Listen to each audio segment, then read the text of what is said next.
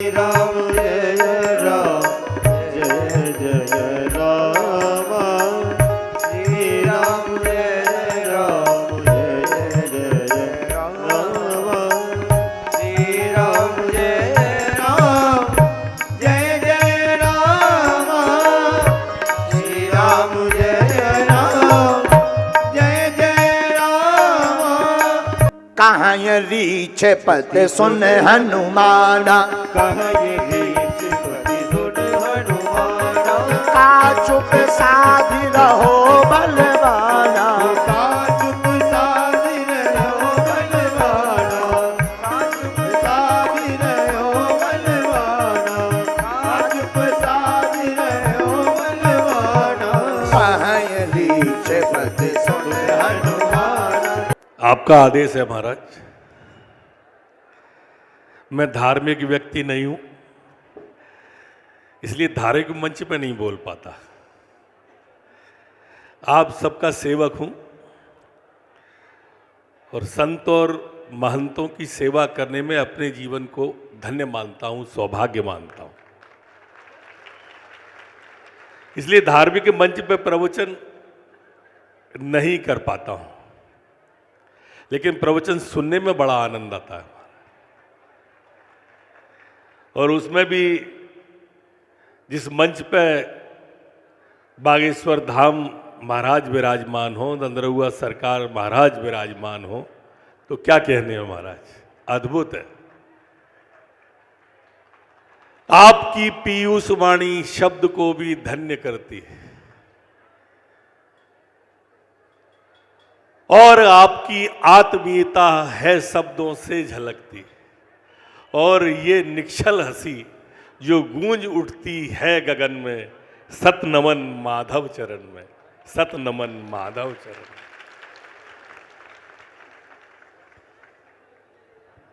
आप दतिया पधारे थे तब मैंने कहा था महाराज, संत हमें याद करें ये हमारा भाग्य होता है, हम संत को याद करें सौभाग्य होता है, हम संत के यहाँ चल के जाएं ये परम भाग्य होता है, और संत चल के अगर हमारे यहाँ आ जाएं तो ये महाभाग्य होता है, और इतने पर भी नहीं समझें तो दुर्भाग्य होता है। अनेक संत विराजमान है महाराज, हिम्मत नहीं हो रही पीठ करने की। नंदरहुआ सरकार के साथ में मैं क्या कहूं महाराज, ऐसे संत और ऐसे निश्चल, ऐसा मन उनका, जब मिलो तब लगता है कि बिल्कुल आत्मा विभोर हो जाए, पुलकित तो हो जाए प्राण, आत्मा आनंद विभोर हो जाए महाराज, ऐसे संत महाराज। लोग समझ नहीं पाते हैं, एक हमारा शास्त्र ऐसा शास्त्र है, हनुमत कथा हो या भगवत कथा हो, आप किसी फिल्म के गाने को 4 बार 10 बार 12 बार से ज्यादा नहीं सुन सकते। किसी फिल्म के डायलॉग को, किसी नेता के भाषण को 2 बार 4 बार 10 बार से ज्यादा नहीं सुन सकते। लेकिन ये हनुमत कथा और ये भगवत कथा मेरे परदादा भी सुन रहे थे, मेरे दादा भी सुन रहे थे, मेरे पिता भी सुन रहे थे, मैं भी सुन रहा था, मेरा बेटा भी सुन रहा है, और सबको हर बार नई लगती है। हर बार सुनने में वो आनंद आता है कि आत्मा आनंद विभोर हो जाती है।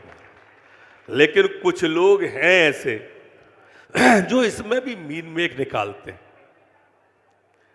है समाज के अंदर ऐसे लोग जिन्हें अमृतवाणी क्या कहूं, या अमृत ही हजम नहीं होता।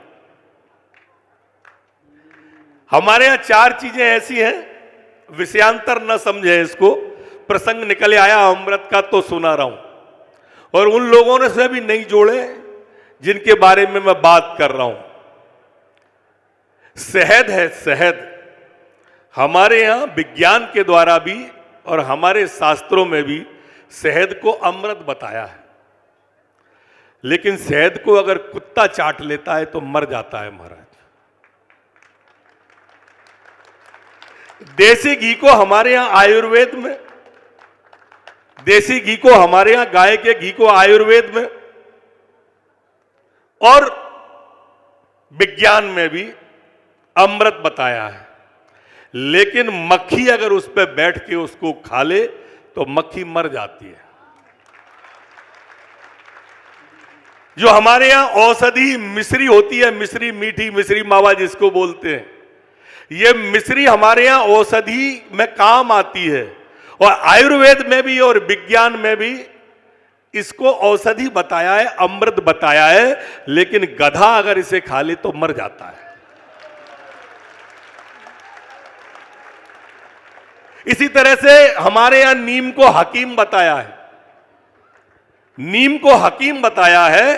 कौआ नीम के पेड़ पे ही रहता है, लेकिन नीम की अगर निबोरी खा ले तो कौआ मर जाता है।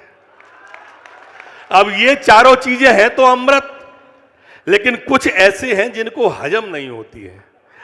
ऐसा ही महाराज आपके प्रवचन, संतों और महंतों के प्रवचन, कुछ लोग ऐसे हैं जिन्हें हजम नहीं होते। अब जिन्हें हजम नहीं होते, मैं उनकी तुलना मैंने गधे से नहीं की है, मैंने उदाहरण दिया है। मैंने कौए से नहीं की है, मैंने कुत्ते से नहीं की है, मैंने एक प्रसंग सुनाया है। इसका इसलिए कोई राजनीतिक अर्थ ना निकाले। महाराज, हम सब आपके चरणों में, आपके मुखारबिंद से, आपके श्रीमुख से चर्चा सुनते हैं। आप हारे का सहारा हो। जो सबसे हार जाता है महाराज, डॉक्टर से हार जाता है, हकीम से हार जाता है, और जगह से हारता है, तब महाराज आपके दरबार में आता है सहारे के लिए। आप हारे का सहारा हो। हमारे यहां दंदरहुआ सरकार डॉक्टर हैं। परेशान हाल व्यक्ति आता है और आपके सामने अपना दुखड़ा कह के एक संबल प्राप्त करके जाता है, एक हिम्मत प्राप्त करके जाता है, एक ऊर्जा प्राप्त करके जाता है। इसलिए मैंने आपको हारे का सहारा क्या है। क्या भीड़ उमड़ रही है महाराज, दंदरहुआ धाम में क्या आनंद आ रहा है। पूरे देश में चर्चा महाराज, देश में हिटैची से तो सब्जी बन रही है। नहीं, मैं नहीं कह रहा, मैं तो देख रहा हूं, मेरे से नहीं जोड़े पर हिटैची से सब्जी बन रही। मिक्सचर से मालपुआ बन रहे हैं महाराज, मिक्सचर से मालपुआ। अब ऐसे अद्भुत कारीगर और ऐसी अद्भुत रसोई महाराज हमने नहीं देखी। धन्य है भारद्वाज जी को। ये ठेकेदार है महाराज, पर है बहुत बड़ा सज्जन आदमी। ये भांग के खेत में तुलसी का पौधा है, और इसलिए महाराज हमारी सांसद महोदया भी विराजी हैं। प्रणाम कर रहा हूं बरुआ जी, आपको मैं देख नहीं पाया, क्षमा करना। हमारे मंत्री, हमारे एक मंत्री तो आ तो जाओ मेरे बगल में, हमारे ओपीएस भदौरिया जी हैं महाराज, मंत्री हैं हमारे साथ में। इन सब के लिए एक बार तालियां बजा दो, हमारे सांसद जी, ओपीएस के लिए, बरुआ जी के लिए। मैं भिंड की जनता को प्रणाम करता हूं। आप सबके बीच में मैं व्यवधान नहीं बनता, महाराज का आदेश था इसलिए थोड़ा समय लिया। बहुत बहुत धन्यवाद। रामचंद्र भगवान की आज तो भाई अद्भुत आनंद आ गया। एक बार जय श्री राम जोर से बोल दो, और जोर से बोलो। देखो, इससे कहते हैं चतुरता। भी कथा में कह रहे थे हनुमान जी विद्यावान गुणी अति चातुर हैं, और पीताम्बरा की नगरी के मध्य प्रदेश के गृह मंत्री भी कितने चतुर हैं। गधा भी बना दिया, कौवा भी बना दिया, और धर्म विरोधियों को जवाब भी दे दिया, और सनातन का झंडा भी गाड़ दिया।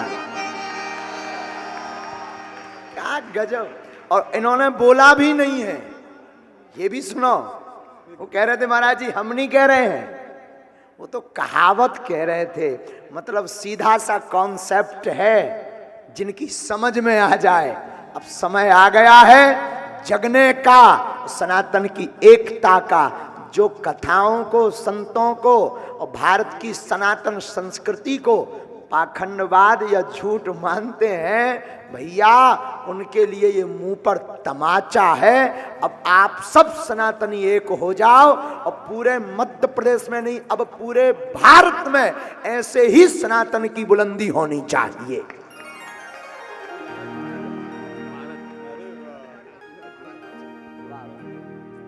और भैया जय हो महाराज जी। भारत में दो पीठें हैं, एक व्यासपीठ, दूसरी राजपीठ। व्यासपीठ तो सनातन का कार्य कर ही रही है। जिस दिन भैया राजपीठ बुलंदी के साथ बोलने लगे, समझना अच्छे दिन आ रहे हैं।